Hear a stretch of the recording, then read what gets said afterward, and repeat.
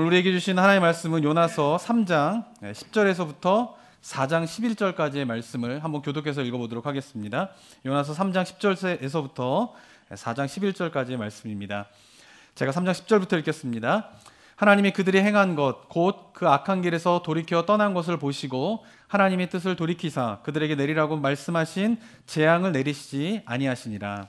요나가 매우 싫어하고 성내며 여호와께 기도하여 이르되 여호와여 내가 고국에 있을 때에 이러하겠다고 말씀하지 아니하였나이까. 그러므로 내가 빨리 다시스로 도망하였사오니 주께서는 은혜로우시며 자비로우시며 노하기를 더디하시며 인애가 크시사 뜻을 돌이켜 재앙을 내리시지 아니하시는 하나님이신 줄을 내가 알았음이니이다. 여호와여 원하건대 이제 내 생명을 거두어 가소서. 사는 것보다 죽는 것이 내게 나음이니이다 하니 여호와께서 이르시되 내가 성내는 것이 옳으냐 하시니라. 요나가 성읍에 나가서 동쪽에 앉아 거기서 자기를 위하여 초막을 짓고 그 성읍에 무슨 일이 일어나는가를 보려고 그 그늘의 하늘에 앉았더라. 하나님 여호와께서 박농쿨을 예비하사 요나를 가리게 하셨으니 이는 그의 머리를 위하여 그늘이 지게 하며 그의 괴로움을 면하게 하려 하심이었더라. 요나가 박농쿨로 말미암아 크게 기뻐하였더니 하나님이 벌레를 예비하사 이튿날 새벽에 그 박넝쿨을 갉아먹게 하심에 시드니라. 해가 뜰 때에 하나님이 뜨거운 동풍을 예비하셨고 해는 요나의 머리에 쪼임에 요나가 혼미하여 스스로 죽기를 구하여 이르되 사는 것보다 죽는 것이 내게 나으니라 하니라. 하나님이 요나에게 이르시되 내가 이 박넝쿨로 말미암아 성내는 것이 어찌 옳으냐 하시니 그가 대답하되 내가 성내어 죽기까지 할지라도 옳으니이다 하니라. 여호와께서 이르시되 내가 수고도 아니하였고 재배도 아니하였고 하룻밤에 났다가 하룻밤에 말라버린 이 박농쿨을 아꼈거든. 하물며 이 큰 성읍 니느웨에는 좌우를 분별하지 못하는 자가 12만 명이며 가축도 많이 있나니 내가 어찌 아끼지 아니하겠느냐 하시니라. 아멘. 우리가 지난 한 주 동안 이제 요나서의 말씀을 함께 묵상했는데요. 요나서를 시작하게 된 것은 말씀드린 것처럼 좀 선교적인 사명을 우리가 어떻게 감당해야 될까에 대한 물음들을 또 요나서에서 찾기 위하여서 시작을 했는데요. 제가 한 주간 동안 이제 요나서를 쭉 묵상하게 되면서 이 요나서 가운데 담겨 있는 굉장히 영적으로 깊은 통찰이 두 가지가 있다라고 하는 사실을 좀 깨닫게 되었습니다. 그리고 이 두 가지는 아마도 우리에게 주신 선교적인 사명을 감당하며 나아갈 때에 꼭 기억해야 될 부분이 아닌가라는 생각을 해보게 되었습니다. 그래서 오늘은 그 두 가지에 대해서 한번 묵상해 보려고 하는데요. 첫 번째로 요나서에서 보여주는 깊은 통찰 한 가지는 뭐냐면 바로 인간의 본성에 대한 깊은 성찰입니다. 자, 오늘 본문 속에서 요나의 모습이 어떻습니까? 3장 10절에서부터 1절을 보시면요. 하나님이 그들에게 행한 것, 곧 그의 악한 길에서 돌이켜 떠난 것을 보시고 하나님이 어떻게 하시죠? 니느웨에 내리고자 하는 재앙에 대한 뜻을 돌이키시게 됩니다. 그리고는 그들에게 재앙을 내리시지 아니하게 되자 4장 1절에 보면 요나가 매우 어떻게 해요? 싫어하고 성을 내었다라고 이야기를 하고 있습니다. 자, 2장에서의 요나의 모습은 어땠습니까? 3장에서의 요나의 모습은 어떻습니까? 하나님께서 정말 임재를 하나님을 깊이 경험하고 난 다음에 니느웨에 가가지고 순종하여서 복음을 선포하는데 회개를 선포하는데 3일 길이 걸려서 선포할 수 있는 큰 도시에서 그냥 단 하루만 선포를 했는데 어떤 일이 일어나게 됩니까? 왕부터 짐승에 이르기까지 모든 살아있는 생물체들이 다 어떻게 해요? 회개하고 하나님 앞에서 금식하면서 주께로 돌아오게 되는 놀라운 부흥이 니느웨 가운데에 임하게 됩니다. 선지자로서 만약에 자신의 복음을 선포해가지고 니느웨 땅에 부흥이 일어났다라고 하면 어떤 마음을 가져야 되죠? 정말 기쁘고 정말 하나님의 은혜구나 라고 즐거워해야 되는데 4장에서 요나의 모습은 어떻습니까? 화를 내면서 하나님께 불평을 하고 있습니다. 그 이유가 무엇 때문입니까? 그것은 요나가 하나님께서 니느웨의 악이 여호와의 목전에 차올랐기 때문에 내가 그들을 심판할 거다라고 말씀하셔서 그 말씀을 가지고 니느웨에 가서 40일이면은 이제 니느웨가 멸망당할 것이다 라고 선포한 건데 하나님께서 니느웨가 회개하는 모습을 보면서 그들을 심판하시고자 하는 뜻을 철회하신 것에 대해서 요나가 어떻게 해요? 분노하면서 지금 하나님께 따지고 있는 것입니다. 요나가 지금 하나님 앞에서 분노하고 지금 따지고 있는 것을 보면 3절에서는 이렇게까지 이야기를 하게 됩니다. 한번 보실까요? 2절과 3절을 보시면 여호와께 기도하여 이르되 여호와여 내가 고국에 있을 때에 이리 하겠다라고 말씀하지 않으셨나이까. 그러므로 내가 빨리 다시스로 도망하였사오니 주께서는 의로우시며 자비로우시며 노하기를 더디하시며 인애가 크시사 뜻을 돌이켜 재앙을 내리시지 아니하시는 하나님이신 줄 내가 알아서 어떻게 했다는 거예요? 안 간 겁니다. 그래서 다시스로 간 겁니다. 라고 이야기를 하는 것이에요.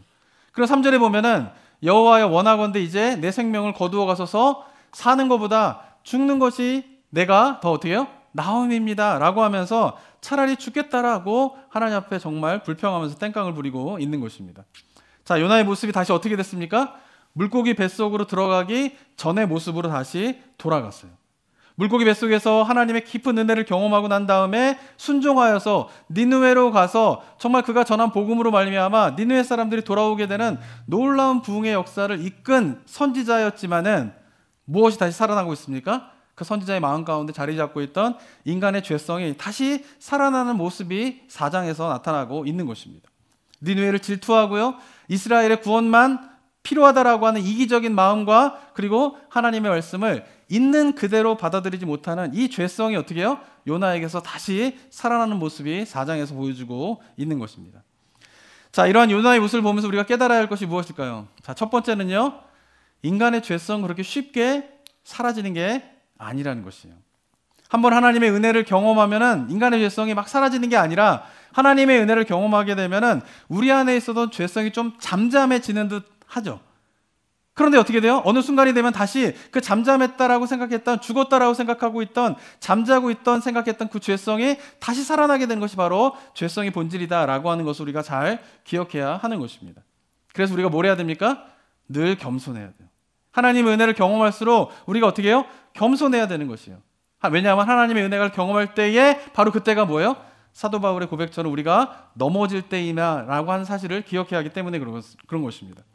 고린도전서 10장 12절에서 사도 바울이 이렇게 이야기합니다. 한번 읽어볼까요? 시작.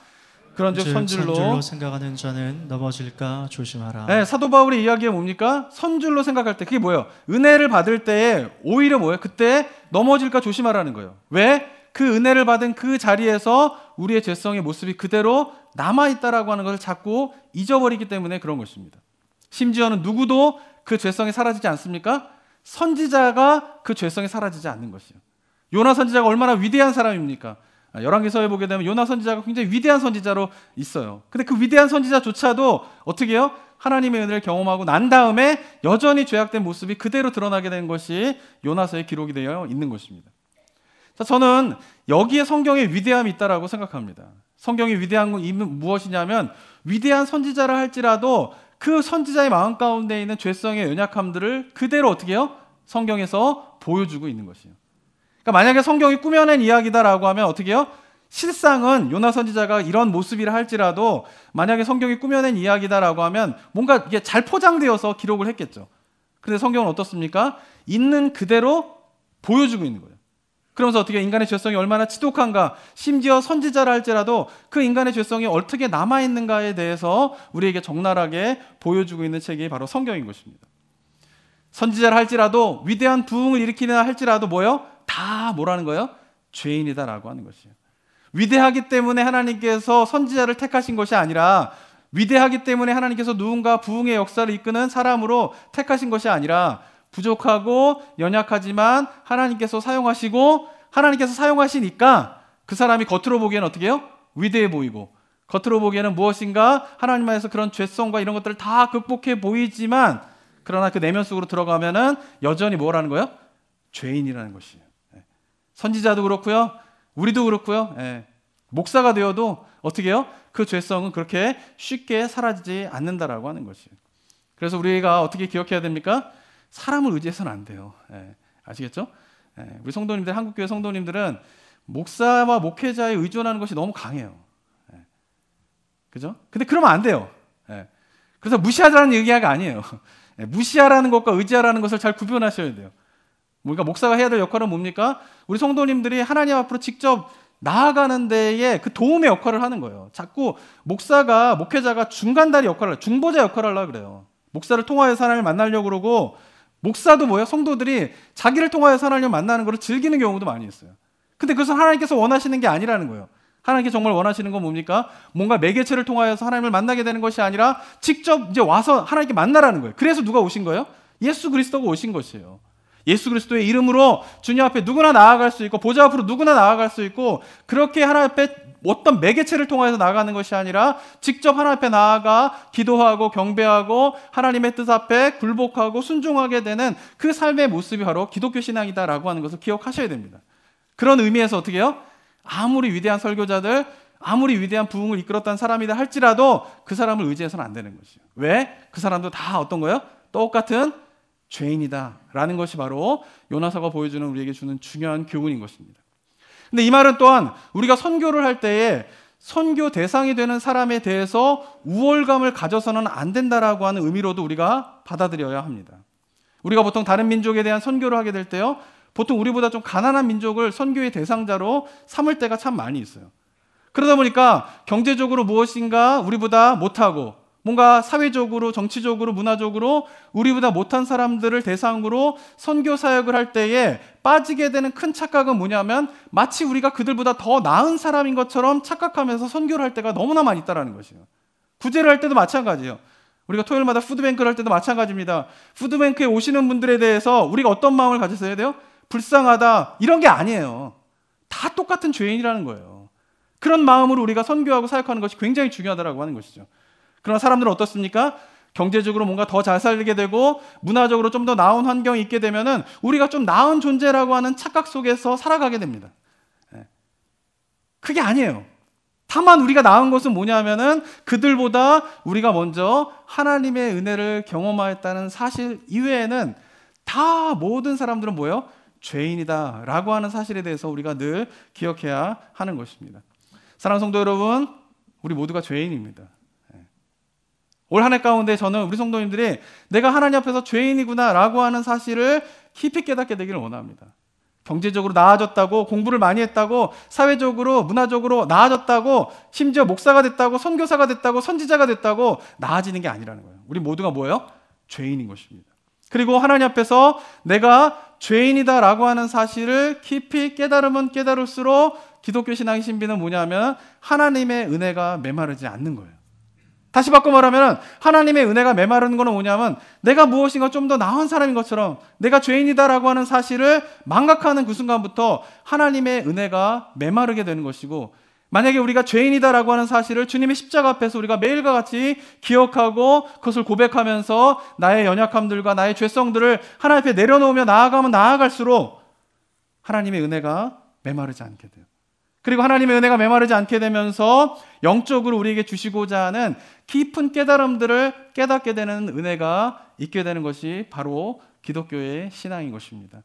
저는 바라기는 우리 성도님들이 새해를 맞이하면서 올 한 해 동안에 내가 죄인이구나 라고 하는 사실이 하나님 앞에서 깊이 깨달아지게 되면서 나의 10년 가운데에 하나님의 은혜가 메마르지 않게 되는 삶의 모습이 우리 성도님들의 삶의 모습 되시기를 주님의 이름으로 축원합니다. 두 번째로 우리가 요나서를 통하여서 깨닫게 되는 영적 깊은 통찰은 뭐냐면요, 죄인인 우리는 자꾸 하나님을 왜곡하여서 바라보려고 한다라고 하는 사실입니다. 자, 요나가 지금 화를 내는 이유가 무엇 때문입니까? 그것은 하나님은 이스라엘의 하나님이신데 그렇기 때문에 이스라엘이 아닌 다른 민족에 대해서 심판을 하셔야 되는데 왜 니느웨를 심판하지 않느냐라고 불평하는 것입니다. 요나 선지자의 불평은 하나님의 공의와 신실하심에 대한 문제 제기예요. 왜 하나님은 니느웨를 심판하시겠다고 말씀하셨잖아요. 그래서 제가 그 말씀을 믿고 니느웨로 가서 선포했잖아요. 그런데 왜 하나님은 한 번 말씀하시면 그 말씀을 반드시 지키시는 분이신데 왜 이번에는 말씀하신 대로 지키지 않으십니까? 라고 하나님의 신실하심에 대한 문제 제기를 지금 요나가 하고 있는 것이에요. 또 하나님은 불의한 자를 심판하시는 공의로운 분이신데 니느웨 사람들이 얼마나 악한 일을 많이 하는지 하나님은 아시잖아요. 이스라엘 백성들에게 뿐만 아니라 주변의 민족들에게 얼마나 악한 일을 많이 하셨는지 하나님은 분명히 아시잖아요. 근데 그들이 하루에 회개를 했다고 그들을 용서하신다라는 게 하나님의 공의로움이 실천되어지는 것입니까? 라고 지금 하나님의 무엇에 대한 문제제기를 하고 있는 거예요? 하나님의 공의에 대한 문제제기를 지금 요나가 하고 있는 것이에요. 그런데 기억해야 될 거는 뭐냐 하면은 요나가 지금 하나님 앞에서 문제제기를 하고 있지만은 요나는 지금 자기가 생각하는 하나님의 모습을 정해놓고 그 모습 안에 하나님이 들어오시지 않는다라고 해서 어떻게 해요? 지금 화를 내고 있는 것인 거죠. 요나는 하나님을 생각할 때 뭐만을 생각합니까? 하나님의 공의만을 생각해요. 하나님은 공의로운 분이지, 불의한 자를 심판하시는 하나님이지 라고 하는 하나님의 공의라고 하는 틀 안에 여호와 하나님을 가둬두는 거예요. 그리고는 하나님의 그 공의를 벗어나 사랑을 실천하는 하나님의 사랑의 모습은 어떻게 해요? 받아들이지 못하는 일들을 지금 요나가 하고 있는 것입니다. 또한 요나는 하나님을 이스라엘의 하나님이라고 하는 틀 안에 가두어 놓고서 여호와 하나님께서 온 인류를 창조하시고 그렇기 때문에 온 인류를 다스리시는 하나님의 모습은 요나가 지금 어떻게 해요? 인정하지 않는 거예요. 그러니까 요나가 지금 이제 1장에서 망가졌다가 2장과 3장에서 회복했다가 지금 4장에서 다시 망가지잖아요. 근데 왜 이런 모습들이 자꾸 벌어지게 되냐면은 바로 요나는 뭐예요? 계속 걸리는 부분이 뭐냐면은 자신이 생각한 하나님과 실제 하나님의 모습이 다르기 때문에 거기서 자꾸 문제가 생기고 있는 것이에요. 그러면서 자기가 생각한 하나님의 틀이라고 하는 그 속에 하나님의 모습이 달라지게 되자 어떻게 됩니까? 하나님을 자꾸 교정하려고 하죠.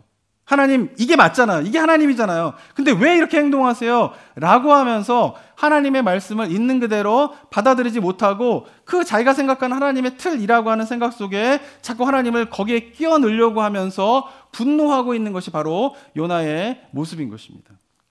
우리도 마찬가지예요. 우리도 하나님을 경험하고 체험할 때 주의해야 될 게 있어요. 우리가 하나님을 경험하고 체험하면요, 자기가 경험한 하나님이 다인 줄 알아요. 다인 줄 알아요. 특별히 우리가 은혜를 경험하고 뭔가 영적인 체험을 하고 그러면요, 자기가 은혜를 체험하고 영적인 체험한 게 다라고 생각해요.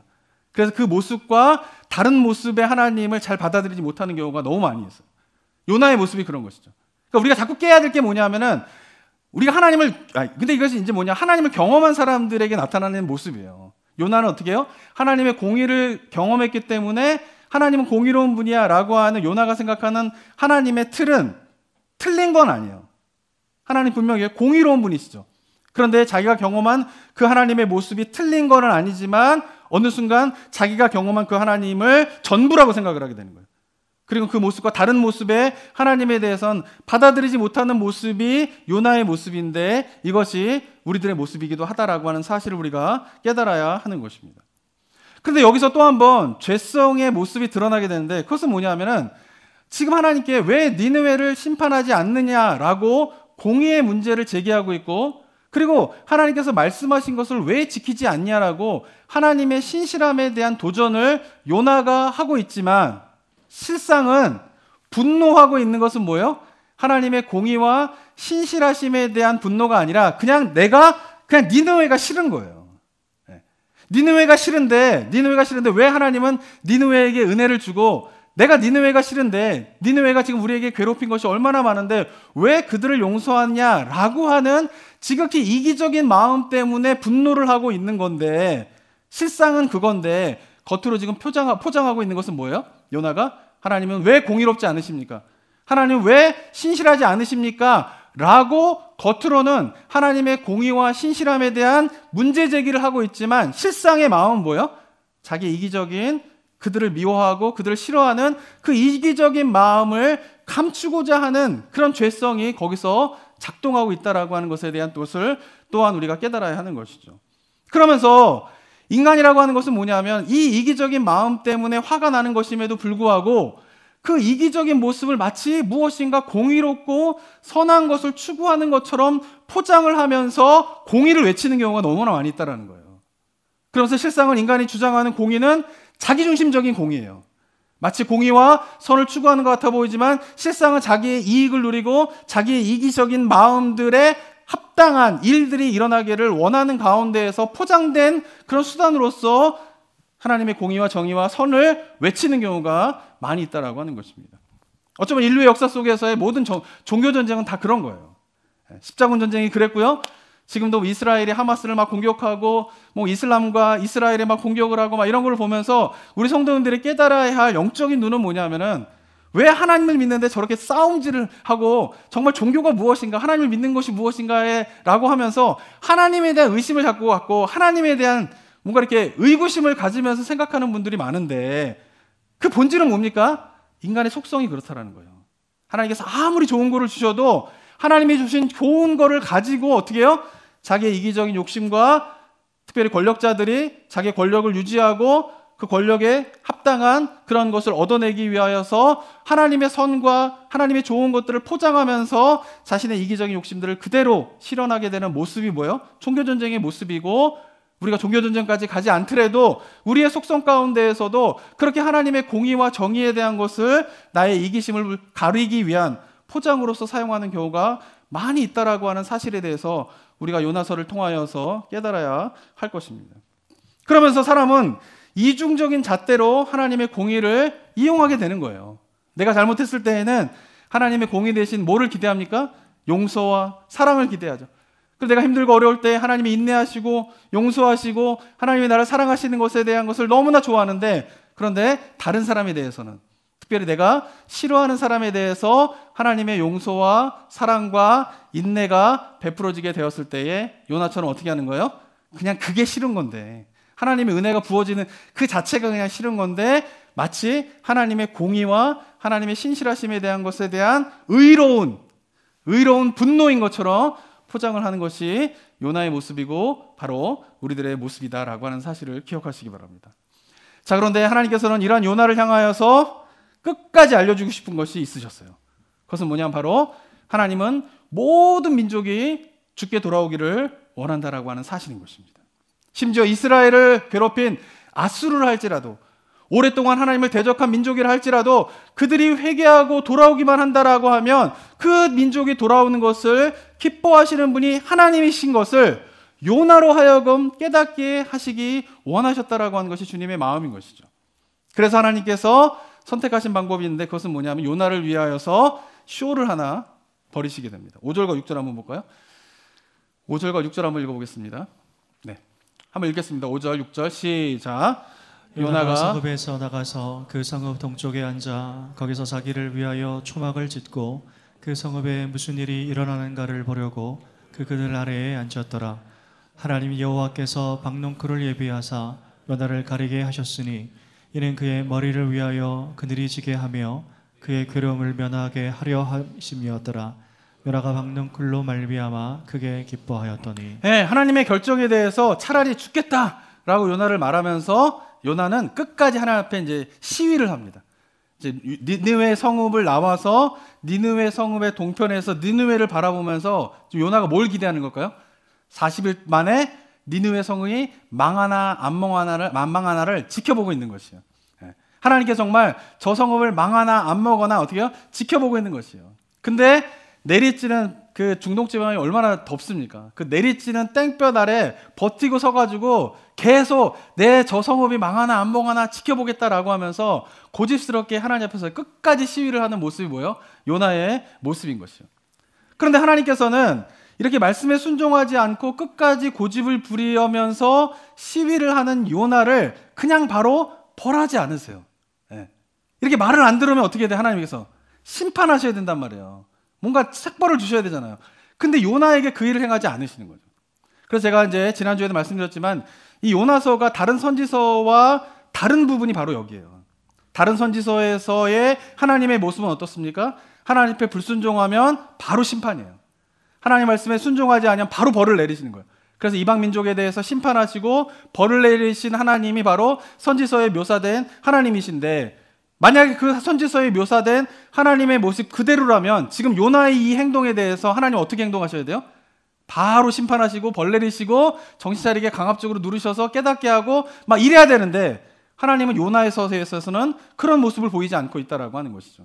그것이 뭐냐면은 선지서 전체 속에서의 하나님의 주된 모습은 하나님의 공의에 대한 이야기를 하고 있다라고 하면, 이 요나서가 선지서에 들어가게 됨으로 말미암아 요나서를 통하여서 선지서, 다른 선지서에 나오지 않은 하나님의 독특한 뭐예요? 사랑과 인내와 용서에 대한 부분들이 요나서를 통하여서 이야기하게 되면서 선지서 전체를 보게 되면서 하나님은 공의로운 분이시면서 동시에 하나님은 사랑의 하나님이다라고 하는 것을 이 선지서 전체를 통하여서 우리에게 말씀하시는 중요한 역할을 하고 있는 것이 바로 요나서인 것을 우리가 기억해야 하는 것입니다. 하나님께서는 어떻게 해요? 요나에 대해서 바로 심판하고 막 벌을 내리고 이런 것이 아니라 요나로 하여금 스스로 깨닫게 하기 위해서 어떻게 해요? 설득하는 작업을 하시는 것이에요. 그 방법이 뭐냐면은 요나가 지금 니느웨 성이 망하나 안 망하나 지금 지켜보고 있는데 그 내리쬐는 땡볕에 있는데 그 지은 초막 위에다가 박넝쿨로 어떻게요? 하루 만에 그늘이 지게 하십니다. 그리고 요나는 그 고집을 부리는 요나가 하나님께서 박넝쿨을 세우셔서 그늘을 지게 하자 더위를 식혀줄 그늘이 생기니까 요나도 기뻐하였다고 이야기를 하고 있는 것이죠. 그리고 7절과 8절에서 이렇게 이야기합니다. 한번 읽어볼까요? 7절 8절 시작. 하나님이 벌레를 예비하사 이튿날 새벽에 그 박넝쿨을 갉아먹게 하시느니라. 해가 뜰 때에 하나님이 뜨거운 동풍을 예비하셨고 해는 요나의 머리에 조임해 요나가 혼미하여 스스로 죽기를 구하여 이르되 사는 것보다 죽는 것이 내게 나으니이다 하니라. 네, 그런데 하나님께서 그 그늘을 즐기고 있는 요나를 어떻게 해요? 그 박넝쿨을 하룻밤에 또 다 제거해 버리십니다. 그러니까 요나는 다시금 뜨거운 동풍과 뜨거운 햇빛 가운데에 쬐가 되니까 그늘이 사라진 요나가 또 불평을 하기 시작합니다. 그러면서 그 박넝쿨이 없어지게 되어서 뜨거운 해를 쬐게 되자 다시 불평하면서 이제는 사는 것보다 내가 죽는 게 더 낫겠다라고 불평하고 원망을 하게 되는 것입니다. 자, 이러한 요나를 향하여 하나님께서 이렇게 말씀하십니다. 9절과 10절의 말씀인데요. 9절에 보시면은 하나님이 요나에게 이르시되 내가 이 박넝쿨로 말미암아 성내는 것이 옳으냐? 그 요나가 뭐라고 이야기합니까? 내가 성내는 것이 죽기까지 한지라도 어떻게 해요? 옳다. 고집을 꺾지 않는 것이죠. 그 이에 대해서 10절에서 이렇게 이야기하는데 한번 읽어보겠습니다. 10절 11절 읽어보겠습니다. 시작. 여호와께서 이르시되 내가 수고도 아니하였고 재배도 아니하였고 하룻밤에 났다가 하룻밤에 말라버린 이 박넝쿨을 아꼈거든. 하물며 이 큰 성읍 니느웨에는 좌우를 분별하지 못하는 자가 12만 명이며 가축도 많이 있나니 내가 어찌 아끼지 아니하겠느냐 하시니라. 네, 하나님 말씀이 무슨 뜻입니까? 더운 여름날 자신에게 시원한 그늘을 선사한 박넝쿨이 없어진 것에 대해서 요나가 안타까워하고 있는데 그 모습에 대해서 하나님께서 네가 그 박넝쿨이 없어진 것에 대해서 그렇게 안타까워하고 있는데 내가 니느웨 백성들이 없어지는 것에 대해서 안타까운 마음으로 그들을 살려둔 것이 너가 그렇게 화가 낼 일이냐라고 이야기를 하고 있는 것이죠. 자, 하나님께서 요나를 다루시는 방법이 어떻습니까? 하나님의 말씀에 불순종하여서 바로 벌 내리시고 막 심판하시고 이런 하나님이 아니라 요나를 어떻게 해요? 스스로 그가 깨달을 수 있도록 어떻게 해요? 설득하시는 작업을 하고 계시는 거예요. 요나뿐만 아니라 니느웨에 대해서도 마찬가지죠. 하나님을 대적하고 하나님을 이렇게 대적하게 되자 니느웨를 심판하겠다라고 벌을 내리겠다라고 마음을 먹지만 그러나 하나님께서 바로 심판하고 벌을 내리시는 게 아니라 뭐예요? 회개의 기회를 주시는 거예요. 그리고 그들이 회개하고 돌아오게 되자 그들을 심판하겠다라고 하는 하나님의 뜻을 돌이키시는 분이 뭐예요? 하나님이다라고 하는 것이에요. 그러니까 요나도 그렇고 니느웨도 그렇고 하나님께서 무엇인가 강압적으로 물리적인 힘으로 눌러서 굴복시키고 잘못하면 벌을 내리고 심판하고 이런 하나님이 아니라 물론 그런 하나님의 모습도 있죠. 선지서에 다른 선지서에 보게 되면 그러니까 우리가 그 두 가지 하나님을 다 봐야 된다라고 하는 것이에요. 그런데 요나서에서 이야기하고 있는 것은 뭐냐 하면은 그런 하나님의 모습뿐만 아니라 뭐예요? 회개할 기회를 주시고 또 요나를 위하여서 특별히 어떻게 해요? 연극을 하시는 거잖아요. 완전 쇼를 하시는 거잖아요. 그 누구를 위해서? 한 사람 요나를 위해서 그 일을 하시는 것이에요. 그러면서 스스로 요나의 모습이 어떤 것인가에 대해서 깨닫게 하기 위해서 일하시는 이 하나님의 모습도 깨달아야 한다라고 요나서가 이야기를 하고 있는 것이죠. 이 하나님의 모습이 어떤 모습입니까? 제가 늘 강조하죠. 바로 인격적인 하나님이신 거예요. 인격적인. 그래서 우리가 하나님을 대할 때에 이 인격적인 하나님을 우리가 깊이 경험하고 체험하는 것이 너무나 중요하고 요나서는 바로 그것을 보여주고 있는 것입니다. 요나는 하나님의 사랑을 그리고 하나님의 용서를 그리고 하나님의 인내를 경험한 사람인데 그런데 자기가 누리고 경험한 하나님의 사랑과 용서와 인내를 하나님이 니느웨에 베푸시는 것에 대해서는 화를 내고 분노하는 이중적인 모습을 갖고 있는 것을 하나님께서는 박넝쿨을 통하여서 너 스스로의 모습이 어떠한 것인가를 보라고 하나님께서 말씀하고 계시는 것입니다.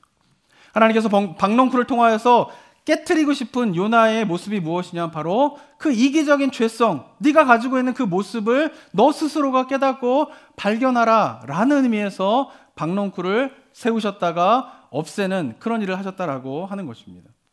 하나님의 은혜를 경험하면요 감사하고 기쁘지만요 우리들이 주의해야 될 것은 뭐냐면 우리의 죄성은 하나님께 받은 은혜와 하나님의 돌보심을 이기적으로 독점하고 싶어 합니다. 이게 우리의 본성이에요. 그러면서 하나님의 은혜를 경험하고 난 다음에 그것을 내가 이기적으로 독점하고 싶어 하면서 다른 사람에 대해서는 굉장히 엄격한 잣대를 대어서 판단하면서 스스로 높이는 모습들이 우리 그리스도인들이 주의해야 될 모습인 것이죠. 그러면서 하나님의 은혜가 나를 넘어서 다른 사람에게 흘러가야 하는데 이 이기적인 죄성이 우리가 받은 하나님의 은혜가 다른 사람에게 흘러내려가지 못하게 하는 장애가 되는 일들이 우리 가운데에서 일어나고 있다라고 하는 사실을 요나의 모습을 통하여서 발견하게 되는 은혜가 우리 성도님들 가운데 있게 되기를 소망합니다. 자, 그러면서 그 질문을 하시는 거예요. 하나님께서 마지막으로 요나에게 질문하시는 부분이 바로 그것인 것이에요. 너는 박농쿨로 그늘이라고 하는 시원한 은혜를 경험하였는데 니느웨 사람들에게 그러한 은혜를 베푸는 내가 불의하냐? 질문하시는 거예요. 너는 그늘이라는 기쁨을 주는 박농쿨이 사라진 것에 대해서 그렇게 아쉬워하는데 내가 그 니느웨 사람들이 사라지는 것에 대해서 안타까워서 그들에게 심판을 내릴 것을 거둔 것이 네가 그렇게 화가 날 일이냐라고 묻고 계시는 거예요. 너의 모습이 얼마나 이기적인 모습인지를 네가 아느냐라고 하나님께서 묻고 계시는 거예요. 근데 요나서가 굉장히 흥미롭고 재밌는 것은 뭐냐면은 요나에게 하나님께서 이런 질문을 하시는데 요나서의 마지막은 그 하나님의 질문에 대한 요나의 대답이 없어요. 하나님께서 이렇게 물으셨으면은 요나가 거기에 반응하여서 주님 제가 잘못했습니다. 요나는 그러하였더라. 끝내든지 아니면은 요나가 끝까지 고집을 부려서 하나님을 대적하여서 저는 그래도 니느웨가 멸망하는 꼴을 봐야겠습니다. 차라리 저를 죽여주십시오. 라고 요나가 끝까지 고집을 부렸다든지 뭔가 결론을 내야 되잖아요. 요 책이. 근데 요나서는 흥미로운 건 뭐냐면 그 결론을 내리고 있잖아요. 요나가 어떻게 대답을 했는지 순종했는지 불순종했는지 그런 대답들이 없는 가운데에서 그냥 하나님의 요나를 향한 이 질문이 그냥 열린 질문으로 그냥 요나서가 마무리되고 있는 것입니다. 이유가 무엇 때문일까요? 이 질문은 요나에게만 하는 질문이 아니라 누구에게 하는 질문이에요? 우리에게 하는 질문이기 때문에 그런 것이죠. 우리에게도 동일하게 하나님께서 물으시는 거예요. 내게 베푼 은혜가 너의 이기적인 죄성으로 말미암아 흘러가고 있지 못한 모습으로 살아가고 있지는 않느냐라고 우리에게 물으시는 거죠. 네가 만약에 십자가의 사랑이 그렇게 소중하게 여기고 있다면 그 사랑을 다른 사람에게도 알리는 삶을 살아가고 있느냐? 네가 누린 것만큼 다른 사람도 누릴 수 있도록 다른 사람에게 가서 그 그리스도의 사랑을 전하고 나누고 있느냐라고 우리에게 질문하고 계시면서 요나서는 마무리하게 되는 것입니다. 저는 바라기는 올 한 해가 우리 성도님들이 이 요나서에서 우리에게 던진 하나님의 질문에 온전히 반응하여서 대답하는 한 해가 되었으면 좋겠습니다. 만약에 이기적으로 우리의 죄성으로 말미암아 하나님의 사랑을 받는 것을 너무나 기뻐하고 하나님의 나의 가운데 기도 응답을 들어주시고 나의 삶 가운데 역사하셔서 나의 삶을 회복시키시고 나의 기도의 제목 가운데 나의 삶의 문제가 다 해결되는 것에 대한 것은 너무나 소망하면서 그것이 흘러내려가고 있는지 안 내려가고 있는지 그 하나님의 은혜를 이기적으로 내가 독점하고 있음에도 불구하고 그 이기적인 모습을 발견하고 있는 모습이 우리들의 모습이라면 올 한 해 동안에 그런 이기적인 모습들을 다 깨트려버리고 하나님의 은혜를 풍성하게 누리는 것만큼 그 은혜가 주변에 있는 사람들에게 흘러내려가게 되는 그런 은혜가 이곳에 계신 모든 성도님들 삶 가운데 있게 되기를 주님의 이름으로 축원합니다. 그게 바로 우리가 수행해야 될 선교적 사명인 것이에요. 선교적 사명은 그런 마음으로 내가 받은 은혜를 누군가에게는 흘러내려보겠다라고 하는 것이 선교적인 사명이에요. 근데 그 대상이 우리 주변에 있는 사람일 수도 있고요. 해외에 있는 사람일 수도 있고요. 그리고 심지어는 우리가 별로 좋아하지 않고 우리에게 민족에게 굉장히 아픔을 줬던 사람들이라 할지라도 아니면 주변의 삶의 환경 속에서 끊임없이 내가 살아가는데 어려움을 주고 있는 민족과 사람이다 할지라도 그들에게 그 그리스도의 사랑을 흘러내려보내는 삶, 그것이 바로 우리가 살아가야 할 선교적 사명이라고 생각합니다. 그런 선교적 사명을 잘 감당하며 나아가는 2024년 되시기를 주님의 이름으로 축원합니다. 기도하겠습니다. 사랑과 은혜가 충만하신 하나님 아버지, 이 시간 요나서를 통하여서 나의 존재의 모습이 얼마나 죄악된 모습을 가지고 있는가를 깊이 깨닫게 하여 주심을 감사드립니다. 그러면서 하나님을 향하여서 내가 정해놓은 틀 안에 하나님을 자꾸 끼워 맞추려고 하는 요나의 모습이 나의 모습인 것을 또한 주님 앞에 고백합니다. 올 한 해 우리에게 물으시는 네가 받은 은혜를 다른 사람에게 흘러내려보내고 있느냐? 하나님께서 다른 민족을 향하여 다른 사람들 향하여서 정말 안타까운 마음으로 그들이 돌아오기를 원하고 있는데 그 하나님의 마음을 너는 아느냐?